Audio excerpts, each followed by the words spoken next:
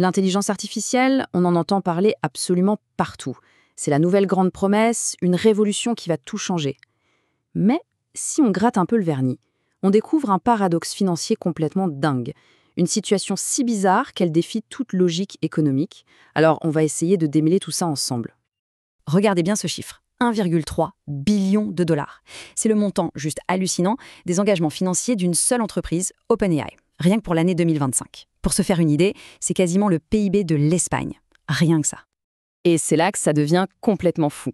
Comment est-ce qu'une entreprise qui perd 8,5 milliards de dollars par an peut s'engager à dépenser une somme pareille? C'est une contradiction qui, normalement, ne devrait pas exister. Ça n'a aucun sens. C'est LA question à 1 million, ou plutôt à 1 billion de dollars.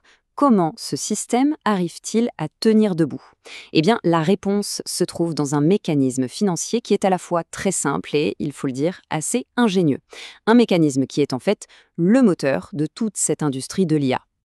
Et ce fameux mécanisme, ça porte un nom, les accords circulaires. Ça a l'air un peu technique comme ça, mais en réalité, ça décrit une sorte de tour de passe-passe financier qui permet de gonfler artificiellement la valeur de tout un secteur. Alors, le principe, en gros, c'est quoi?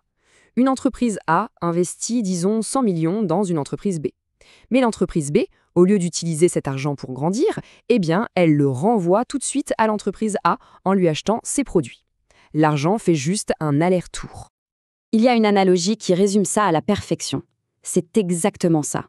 Il n'y a aucune nouvelle valeur qui est créée. C'est un simple jeu d'écriture comptable où tout le monde fait semblant de s'enrichir alors que c'est le même argent qui tourne en boucle. Allez, prenons un exemple très concret. Microsoft met 13 milliards de dollars sur la table pour OpenAI. Super.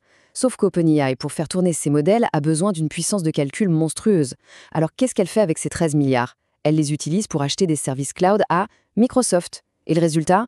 Microsoft peut annoncer fièrement une croissance spectaculaire de ses revenus cloud et hop, le cours de son action grimpe. Et attention, ce n'est pas un cas isolé. On a exactement le même schéma avec Nvidia. Nvidia investit dans les entreprises d'IA qui, avec ce même argent, achètent les fameuses puces de Nvidia. Résultat, les revenus des Nvidia explosent, son action s'envole et tout le monde semble gagner. Le petit manège tourne à plein régime. On pourrait se dire que ce petit jeu financier, ça ne concerne que les géants de la tech entre eux. Mais en fait, pas du tout. Les répercussions, elles, pourraient bien toucher tout le monde, et plus particulièrement nos retraites. Ce graphique, il parle de lui-même. Vous avez 7 entreprises qu'on surnomme les 7 magnifiques, Apple, Microsoft, Nvidia et les autres. Eh bien, à elles seules, elles représentent plus d'un tiers de la valeur totale de l'indice S&P 500, un indice qui est censé représenter 500 entreprises. C'est une concentration de valeur absolument énorme. Et le point crucial, c'est que ces 7 entreprises sont toutes, d'une manière ou d'une autre, au cœur de ce système d'accords circulaires lié à l'IA. En gros, la bonne santé apparente de tout le marché boursier repose sur les épaules de ce tout petit groupe. Et ça, c'est peut-être le chiffre le plus inquiétant de toute cette histoire. Si on enlève ces 7 boîtes de l'équation, le reste du marché boursier américain est à l'arrêt complet. Il n'a pas bougé depuis 2 ans. Toute la croissance qu'on voit est en fait entièrement portée par cette bulle de l'IA. Concrètement, ça veut dire que les plans d'épargne retraite, les assurances-vie, tous ces fonds dans lesquels des millions de gens placent leurs économies sont directement exposés à ce manège. L'avenir financier de millions de personnes est donc suspendu à la capacité de quelques PDG, comme Sam Altman d'OpenAI, à continuer de faire tourner la machine. Bon, des bulles financières, on en a déjà connu, ce n'est pas la première. Sauf que celle-ci, elle a l'air un peu différente et potentiellement bien plus dangereuse. Voyons un peu comment elle se situe par rapport aux crises qu'on a déjà vécues. Depuis les années 2000, on dirait qu'on a un rendez-vous presque tous les 10 ans. On a eu la bulle Internet en 2000, la crise immobilière en 2008, le crash lié à la pandémie. On semble bien parti pour une 4e crise, mais cette fois, l'ampleur pourrait être d'un tout autre niveau.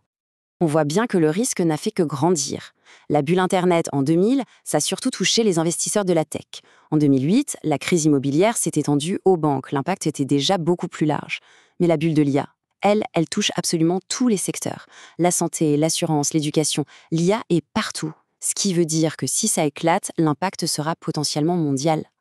Mais le plus troublant dans toute cette histoire, ce n'est même pas la bulle en elle-même, non. C'est la façon dont ceux qui sont en train de la créer semblent s'y préparer. Ils ne se contentent pas de profiter du système, ils organisent déjà leur plan de sortie. Écoutez bien cette citation. Elle ne vient pas de n'importe qui, mais de Reid Hoffman, le cofondateur de LinkedIn, un type qui est au cœur du système. Il dit, tranquillement, que la moitié de ses amis milliardaires ont un refuge secret quelque part. Ce n'est pas une théorie du complot, c'est un constat qui vient de l'intérieur. Et les exemples sont bien réels. On a Mark Zuckerberg qui se construit un complexe gigantesque à Hawaï avec un bunker souterrain. Sam Altman, le patron d'OpenAI, qui aurait un deal avec un autre milliardaire, Peter Thiel, pour être évacué en Nouvelle-Zélande si ça tourne mal. Ils appellent ça leur assurance apocalypse. Et c'est ça le point le plus important. Ils sont parfaitement conscients des risques que leurs actions font peser sur tout le système. Et pendant que l'argent a encore de la valeur, ils l'utilisent pour se construire des forteresses, pour se couper d'une réalité qu'ils contribuent eux-mêmes à créer pour tous les autres. Au final, on est obligé de se poser la question.